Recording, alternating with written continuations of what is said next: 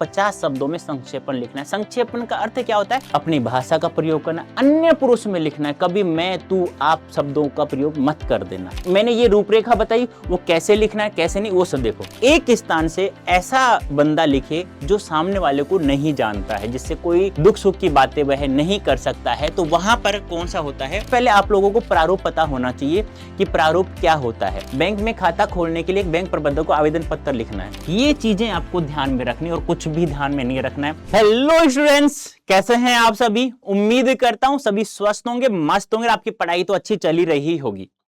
प्यारे स्टूडेंट्स, आप लोगों को डाउट रहता है, एक समस्या रहती है, सर संक्षेपण कैसे लिखें? जब कोई भी अनुच्छेद दे दिया जाता है, कोई भी पैराग्राफ दे दिया जाता है, तो संक्षेपण कैसे लिखें? तो कुछ छोटी छोटी बातें उनको ध्यान में रखना है और फिर मैं यहाँ सिखा रहा हूँ किस प्रकार से लिखना है। पहले तो उन बातों को समझो, वो क्या क्या कौन कौन सी बातें हैं। सबसे पहले मूल पाठ का गहन अध्ययन, यानी कि जो भी पैराग्राफ, जो भी अनुच्छेद आपको दिया गया है उसको अच्छे से अध्ययन कर लो। सबसे सटीक जो ना, उसको 2-3 बार कम से कम पढ़ो, जिससे उसका मूल भाव यानी मुख्य संदेश आपको पता चल जाए कि ये किसके ऊपर लिखा गया है। फिर अपनी भाषा में उसको लिखना है 1/3 हिस्सा।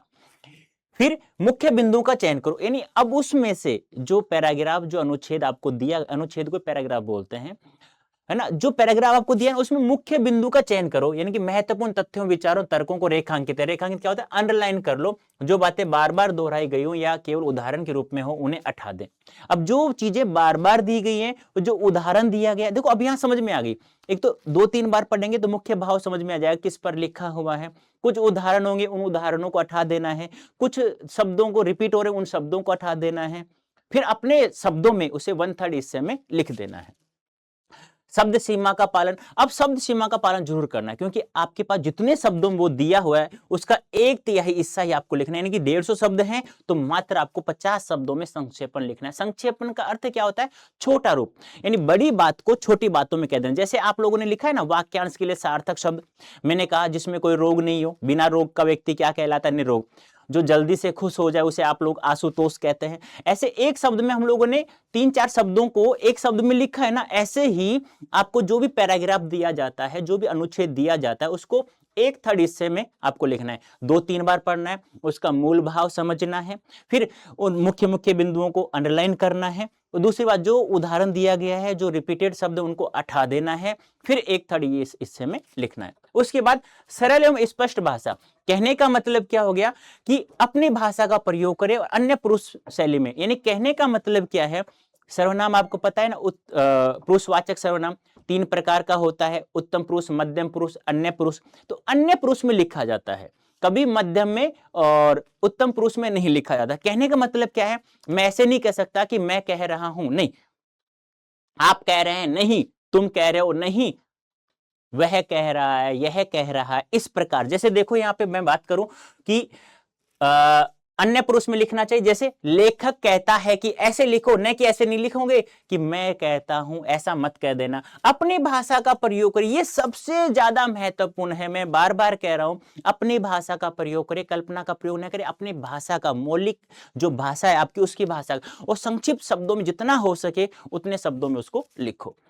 क्रमबद्धता और प्रवाह, ये ध्यान रखना, क्रमबद्धता रखनी चाहिए। ऐसे नहीं कि एक लाइन कहीं लद्दाख की लिख दी, एक लिख दी हमने, लंदन की लिख दी, एक हमने भारत की, ऐसा नहीं करना है। क्रमबद्धता होनी चाहिए। जैसे आप लोगों ने मूवी देखते हो, पहला चित्र, जब दूसरा चित्र आता है, तस्वीर आती है, तो उससे मिलता जुलता होता है ना, कि हाँ भाई ये हुआ तो ये हो सकता है, ये हुआ है, इस प्रकार हम लोग समझते हैं। ऐसे क्रमबद्धता होनी चाहिए। संक्षेपण में विचारों का क्रम वही होना चाहिए जो मूल गद्यांश में है, वाक्य एक दूसरे जुड़े होने चाहिए, ताकि पढ़ने में प्रभाव बने रहे। जो भी एग्जाम, जो भी पेपर चेक कर रहा है आपका, जो भी कॉपी चेक कर रहा है, वो समझे, अरे वाह यार, यानी कि इन्होंने तो बहुत सटीक रूप से लिखा है, संक्षिप्त रूप में लिखा है, क्रमबद्धता को अपना है, और 1/3 हिस्सा भी है। अब 1/3 से 1-2 शब्द ज्यादा भी हो जाए ना, तो वो कोई दिक्कत उसमें नहीं आने देंगे। अनावश्यक विस्तार का त्याग, अनावश्यक बातों को त्याग करना है, छोड़ना, उन फालतू बातों को, उदाहरणों को, रिपीटेड शब्दों को, उनको छोड़ देना है। उपयुक्त शीर्षक, अब ये बहुत बड़ी समस्या बनती है कि जो भी अनुच्छेद दिया गया, गद्यांश दिया गया है आप लोगों के पास, उसका एक शीर्षक आप लोगों के पास होना चाहिए। कैसे? जैसे कि मान लो ऐसे आएगा कि 2 देगा वो, निम्न अंतरों में से एक का संक्षेप, 2 देगा, 2 में से किसी एक का करना है। जैसे कि मान लो ये आ गया, जीवन में बहुत सी चीजें बहुत जरूरी है, मगर पानी सबसे अधिक जरूरी है। अन्न के बिना 2-4 दिनों तक रहना संभव है, मगर पानी के बिना एक दिन भी गुजारना कठिन है। ऐसी हालात में देश में पानी पीने की समस्या का बने रहना घोर लज्जा विषय, घोर भयंकर बड़ी समस्या है। शर्म की बात है। सरकार को इस समस्या का समाधान करना चाहिए। इसी से भारत में पशु पक्षी मानव जीवन बदतर होने से बचा है। यानी एक बात समझ में आ गई, यानी ये लिखा हुआ किस बात पे है? जल के ऊपर लिखा है, तो शीर्षक क्या हो जाएगा?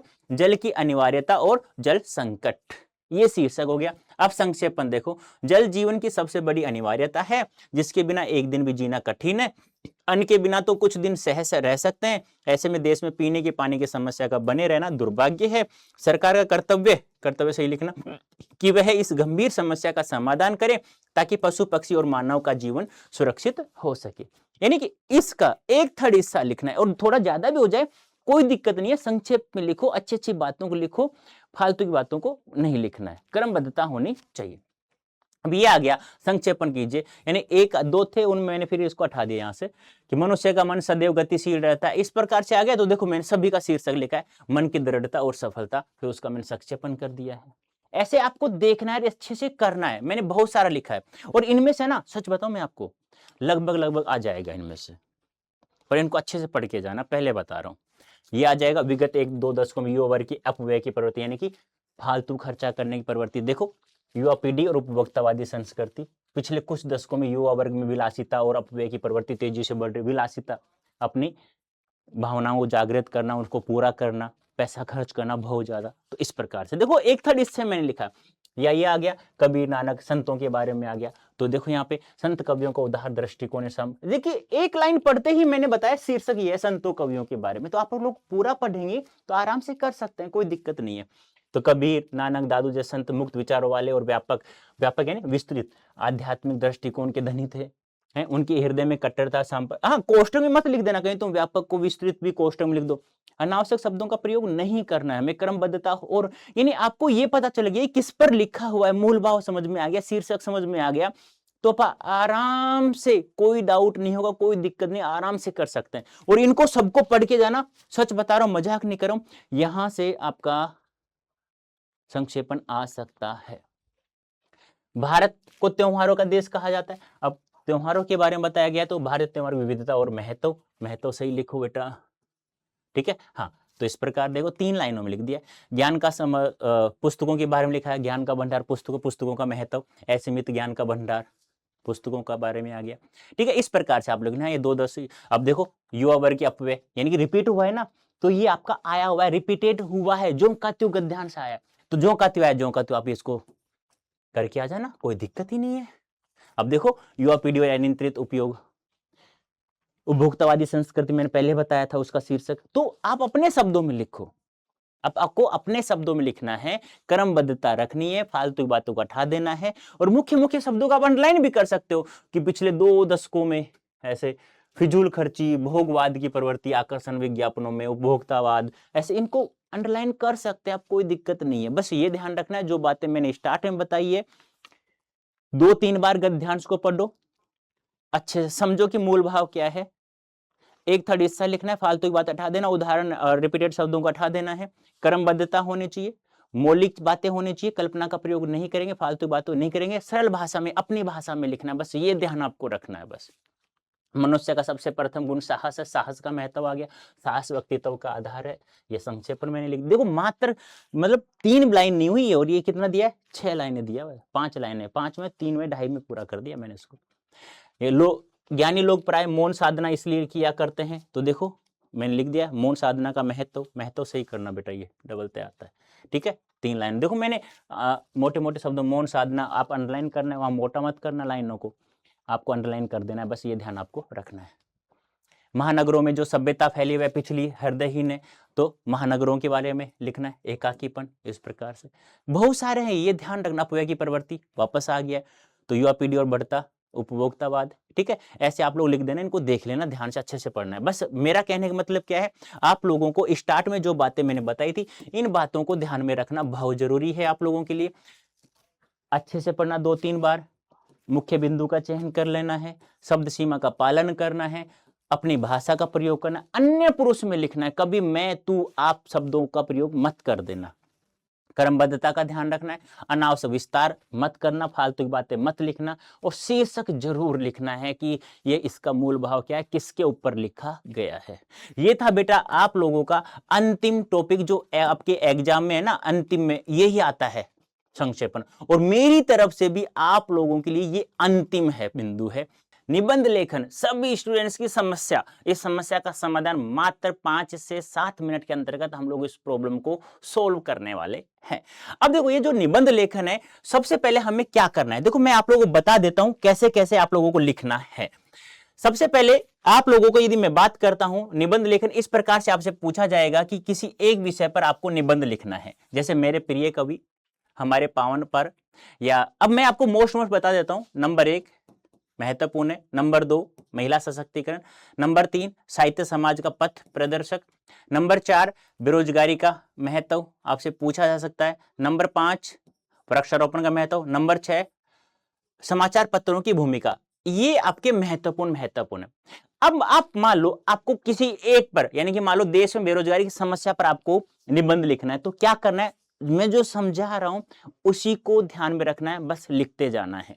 जैसे देखो पहले ऊपर ऊपर प्रश्न संख्या लिख देंगे, उत्तर संख्या आप लोग लिख देंगे, अब यहां लिख देंगे देश में बेरोजगारी की समस्या, लिख दिया, ओके, और अंडरलाइन कर देना, ऐसे अंडरलाइन कर देना, कर दिया। अब यहां पे आपको रूपरेखा बनाना है। अब आपको बहुत सारे बच्चों को है कि सर रूपरेखा में क्या लिखें, रूपरेखा आपने मुख्य मुख्य पॉइंट बना दो ना, जैसे प्रस्तावना लिख दो ना, बेरोजगारी के कारण, बेरोजगारी के दुष्परिणाम, बेरोजगारी का समाधान, उपसना, बस वही पॉइंट लिखना है कि नंबर 1 प्रस्तावना। अब प्रस्तावना में भी आप 2-4 शब्दों में बता सकते हैं कि मैं इसमें क्या लिख रहा हूं, आगे बताऊं समझाऊंगा मैं। नंबर 2 बेरोजगारी, ऐसे लिखो, बेरोजगारी के कारण।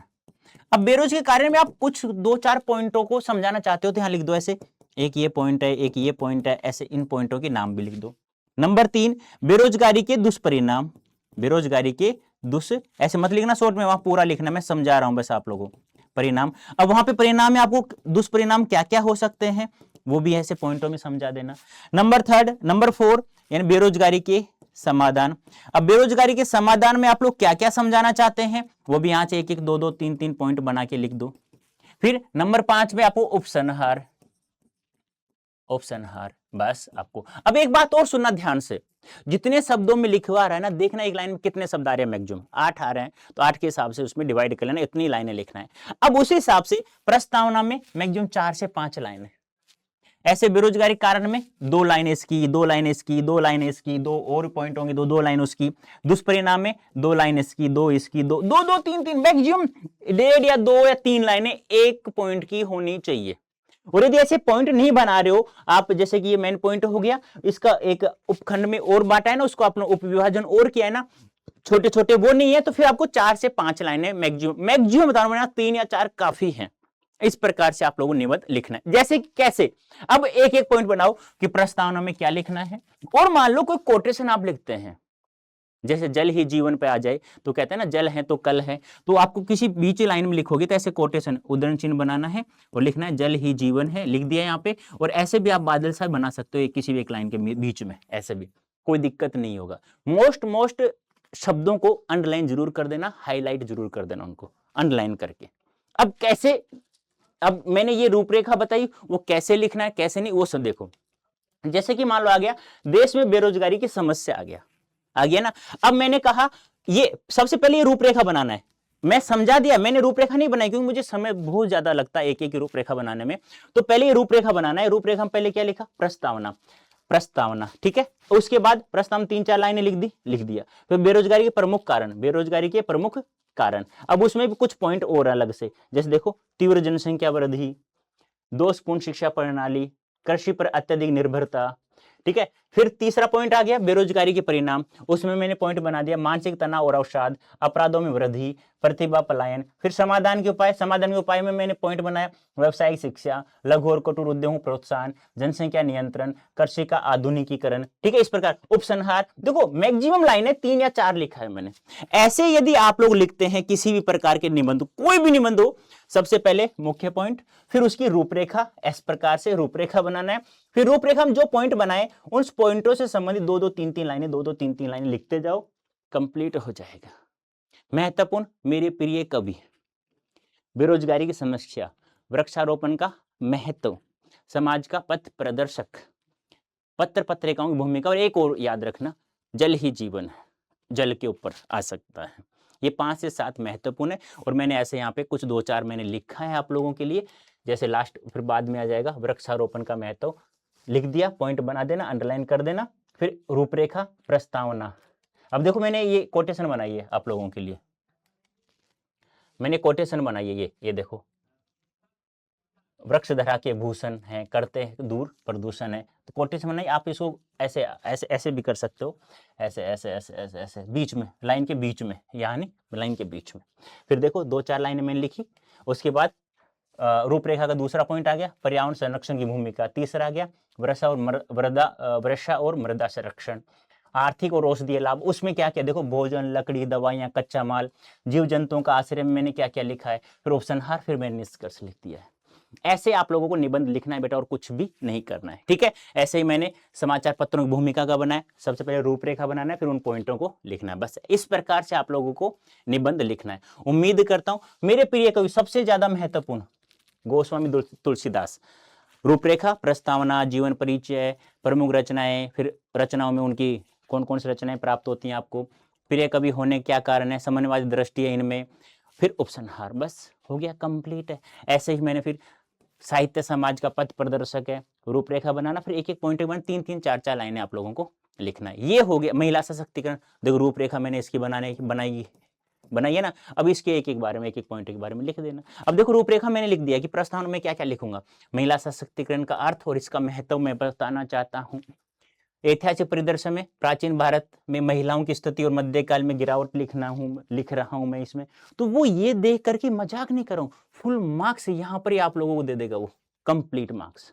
लगभग स्टूडेंट्स की समस्या रहती है कि सर पत्र लेखन में हमें बहुत बड़ी समस्या है, और कौन कौन सा लेकर जाएं, कौन कौन सा ध्यान में रखें। तो बेटा उम्मीद करता हूं आप लोगों ने कभी छुट्टी के लिए अपने प्रधान अध्यापक या प्रधानाचार्य जी को एक एप्लीकेशन तो लिखा होगा, प्रार्थना पत्र तो लिखा होगा, बस वही ध्यान रखना है। देखो पत्र लेखन बात करें तो 2 प्रकार का होता है ये पत्र, औपचारिक और अनौपचारिक। ध्यान से सुनना, औपचारिक और अनौपचारिक।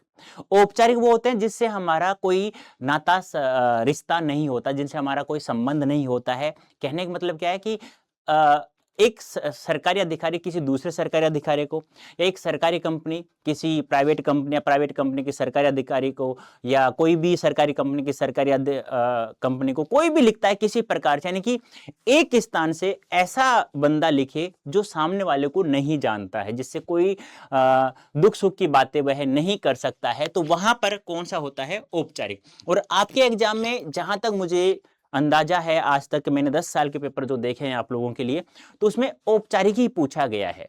तो ध्यान से सुना, अनौपचारिक पहले तो सबसे पहले आप लोगों को प्रारूप पता होना चाहिए कि प्रारूप क्या होता है। सबसे पहले यही पता हो तो आप लोग आसानी से कर सकते हैं। देखो यहां पे आप लोगों ने लिखा होगा सेवा में श्रीमान प्रधानाचार्य महोदय, लिखा है ना आपने ऐसे, तो ये होता है प्रेषक। प्रेषक क्या होता है, सॉरी प्रेषिती, ये क्या होता है, प्रेषिती का पता। प्रेषिती कौन होता है, जिसको आप पत्र लिख रहे हैं, जिसे आप भेज रहे हैं, वो होता है। फिर यहां पे आप लोग क्या लिखते हैं, विषय वस्तु। यहां पे क्या लिखा आपने, विषय वस्तु, यानी कि 2 दिन की छुट्टी के लिए मुझे चाहिए। अब वो 2 दिन की छुट्टी के लिए लिखा था, वो भी औपचारिक ही है, ये भी ध्यान रखना। फिर आप लोगों ने अभिवादन लिखा कि महोदय, महोदया, जो भी होता है XYZ। फिर यहां पे आप लोगों ने मुख्य विषय वस्तु लिखी, क्या लिखी, मुख्य विषय वस्तु लिखी, मुख्य विषय वस्तु लिखी। तो कम से कम ये आप लोगों को पता हो ना, मुख्य विषय वस्तु कि इसका प्रारूप कैसे लिखें, तो आपको कोई दिक्कत नहीं आएगी। फिर ये आपने यहां पे लिख दिया कि धन्यवाद, या धन्यवाद जो भी। फिर यहाँ पे जो भी होता है बहुदीय प्रार्थी जो भी होता है आप लोग, यहाँ होता है प्रेषक का पता। प्रेषक क्या होता है? लिखने वाला। तो ये प्रारूप आपको पता है तो आप आसानी से कर सकते हैं। सबसे पहले प्रेषिती का पता लिखा जाता है, फिर विषय वस्तु लिखी जाती है, किस लिए आप लोग लिख रहे हैं, फिर अभिवादन किया जाता है। फिर आपने विषय वस्तु क्या लिखी थी, उस मुख्य विषय वस्तु के बारे में लिखना है 2-4 लाइनों में, संक्षिप्त सरल रूप में। कलिष्ठ भाषा का प्रयोग नहीं करना है, कठोर भाषा का प्रयोग, कठिन भाषा का प्रयोग नहीं करना है। फिर आपने धन्यवाद किया। फिर प्रेषक, प्रेषक क्या होता है? जो लिखता है उसका पता लिखा जाता है। बस ये ध्यान आपको रखना है। अभी मैं बता चुका हूं कि पत्र 2 प्रकार का होता है, औपचारिक, अनौपचारिक। औपचारिक में हम लोग सगे संबंधी वाली बातें नहीं कर सकते, दुख सुख की बातें नहीं कर सकते, यहाँ हम एक दूसरे को नहीं जानते हैं। प्रेषक प्रेषिती को नहीं जानता है, यानी कि लिखने वाला किसको लिख रहा है उसको बिल्कुल भी नहीं जानता है। बस एक सरकारी अधिकारी किसी दूसरे सरकारी अधिकारी को, या एक सरकारी कोई भी संस्था है किसी दूसरी संस्था को पत्र लिखा जाता है, वो होता है औपचारिक। अनौपचारिक में हम लोग दुख सुख की बातें कर सकते हैं, सगे संबंधियों को पत्र लिखा जाता है। जैसे कि पिताजी ने पूछा भाई कैसे क्या हाल चाल है तुम्हारे, तो आपने बोला मैं ठीक हूँ, अपने हॉस्टल का विवरण दे दिया, इस प्रकार से। ठीक है, अब किन किन बातों को ध्यान में रखना है? भाषा सरल एवं सहज होनी चाहिए, बता चुका हूं मैं आप लोगों को। संक्षिप्त रूप में जितना हो सके उतने छोटा लिखें आप लोग, लंबा फालतू की बातें ना लिखें। मौलिकता होनी चाहिए, कल्पना का प्रयोग मत करना, जो लिखवा रहा है वही लिखना है, ज्यादा फालतू की बातें उसमें नहीं करनी। कौन कौन से होते हैं ये आपसे पूछेगा नहीं, औपचारिक ही आएगा आपके एग्जाम में, अनौपचारिक आ जाए तो और भी खुशी की बात है, लेकिन आप लोगों को लिखना औपचारिक, जहां से फुल मार्क्स मिलते हैं। अब मान लो आपका आ गया बैंक में खाता खोलने के लिए एक बैंक प्रबंधक को आवेदन पत्र लिखना है, या शहर में बीमारी फैल रही है तो आपको जिलाधिकारी को एक पत्र लिखना है, प्रार्थना पत्र लिखना है। तो बैंक में खाता खुलवाना है तो आपको क्या लिखेंगे? सेवा में। अब आपको यहां नहीं लिखा कि किस बैंक को लिखना है, तो आप अपनी मर्जी से लिख दो, कोई सा भी। आईसीआईसीआई महोदय महेश नगर जयपुर को लिख रहे हैं, विषय क्या है? बचत, नया बचत खाता खोलने के लिए आवेदन। फिर अभिवादन किया। देखो ये हो गया क्या? प्रेषिती। हाँ, और ये क्या हो गया आपका? विषय वस्तु, विषय सब्जेक्ट। ये हो गया अभिवादन, ये होगी मुख्य विषय वस्तु। उसके बाद क्या आएगा? धन्यवाद, और फिर प्रेषक का पता, ये ध्यान रखना। और ये हो गया प्रेषक का पता, धन्यवाद, और ये हो गया प्रेषक का पता। तो आप इसमें क्या लिखेंगे? आपको पीडीएफ मिल जाएगी, वरना स्क्रीनशॉट ले लो कि मैं राजेंद्र प्रसाद, मैं आपके बैंक में एक नया बचत खाता खोलना चाहता हूं, मैं इस क्षेत्र का निवासी हूं, आप और मुझे आपके बैंक में सेवाओं की आवश्यकता है। मेरे सभी दस्तावेज, आवश्यक दस्तावेज जैसे Aadhaar card, PAN card, 2 passport size photo इस पत्र के साथ संलग्न है, और मैं आपसे अनुरोध है कि मेरे आवेदन पर विचार करें, मुझे खाता खोलने की अनुमति दें, मैं आपका आभारी रहूंगा, धन्यवाद। फिर बहुदीय में ये सब नीचे होना चाहिए, मैंने साइड में लिख दिया गलती से, ये सब नीचे होना चाहिए, राजेंद्र प्रसाद महेश नगर जयपुर, इस प्रकार से। ईमेल आईडी भी लिख सकते हैं आप लोग, इस प्रकार से आपको लिखना है। अब जैसे कि मान लो शहर में फैल रही संक्रामक बीमारी, जिलाधिकारी को, यहाँ पे ये ऐसा नहीं कहा किस जिलाधिकारी को लिखना है, आप अपने मन से कोई भी लिख दो, किसी भी शहर का। ठीक है, जैसे कि मान लो ये हो गया सेवा में जिलाधिकारी महोदय जयपुर, ये तो प्रेषिती का पता, ये विषय हो गया, ये अभिवादन हो गया। और आप इसमें ये देख लो, मैं राजेंद्र प्रसाद आपके शहर का एक नागरिक हूं, इस पत्र के माध्यम से मैं आपका ध्यान हमारे शहर में तेजी से फैल रही संक्रामक बीमारी की ओर से आकर्षित करना चाहता हूं। पिछले कुछ दिनों से हमारे क्षेत्र में डेंगू, चिकनगुनिया, मलेरिया जैसी बीमारियां तेजी से फैल रही हैं, अस्पतालों में मरीजों की संख्या बढ़ रही है, और एक स्वास्थ्य व्यवस्था पर दबाव पड़ रहा है, सफाई की कमी और जगह जगह जमे पानी के कारण मच्छरों की संख्या में वृद्धि हो रही है। और आप लिख देना फिर आपका धन्यवाद, बहुदीय, ये आप लोग लिख देना यहाँ पे, प्रेषक का पता। समझ में आ रहा है ना? बस यही लिखना है। अब आप तो नियुक्ति है तो आवेदन पत्र लिखना है, तो लिख देना, ये सब आप लोगों को किस लिए लिखना है ये सब आपको यहाँ पे दे दिया है मैंने। तो इस प्रकार से आप लोगों को लिखना है, तो डरना नहीं है। ये बहुत सारे मैंने आप लोगों के सामने उपस्थित करवाए, पीडीएफ आपको मिल जाएगी, नहीं मिल रही तो मैं साइड में खड़ा हूं। ठीक है, आप स्क्रीनशॉट लेते रहिएगा इसका। ठीक है, इस प्रकार से। अब आपको मान लो बिजनेस के लिए बैंक में लोन लेना है, शाखा प्रबंधक महोदय, बैंक का नाम लिख दो यहाँ पे जो भी है। चलो मैंने लिख दिया एक,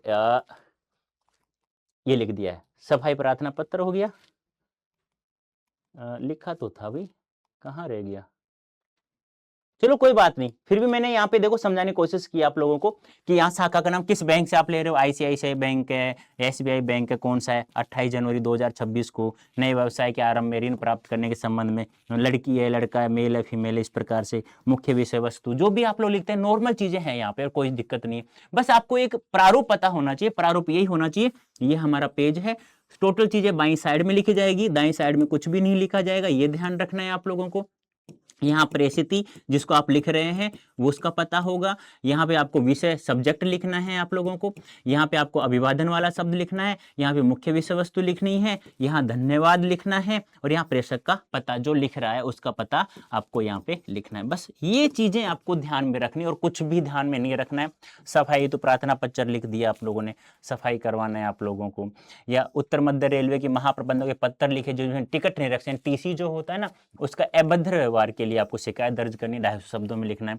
या ये देखो अपने जन्मदिन पर, ये हो गया अनौपचारिक पत्र, ये भी आ जाए तो कोई दिक्कत नहीं। इसमें भी आपको सेवा में महाप्रबंधक महोदय रेलवे उत्तर रेलवे जयपुर यात्रा के दौरान टिकट निरस्त के अभद्र व्यवहार की शिकायत के लिए महोदय महोदया जो भी है, बस आपको इस प्रकार से आप लोग विवरण लिख देना है और ज्यादा कुछ भी नहीं करना, डरना नहीं है। मैंने बहुत सारे लिखा है यहाँ पे, आप उसमें से आप लोग लिख सकते हैं।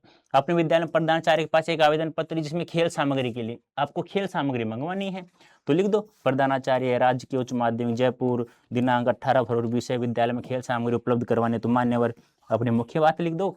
ठीक है, फिर यहाँ पे से धन्यवाद आपका आगे कह रही राजेंद्र प्रसाद कक्षा 12वीं, ऐसे ही लिखना है आप लोगों। ये सब मैंने यहाँ पे लिख दिया है। ये आपका वो हॉस्टल के बारे में पिताजी को बता रहे थे ना, वो अवकाश चाहने हैं तो ये तो आप लोग आराम से लिख सकते हो, लिख देना। मैंने खाली जगह भी रोक दिया है आप लोगों के लिए। तो इस प्रकार से आप लोगों को लिखना है। बस सबसे पहले महत्वपूर्ण चीज क्या थी, महत्वपूर्ण चीज यही है बेटा कि सबसे पहले पत्र का प्रारूप पता आपको होना चाहिए। सब चीजें बाईं साइड में लिखते हैं, कोई दाईं साइड में नहीं लिखा जाएगा। बस औपचारिक याद रखना, अनौपचारिक आपसे पूछा नहीं जाए, पूछ लिया जाए फिर भी आप लोगों को औपचारिक ही करना है, फुल मार्क्स मिलने के चांस होते हैं।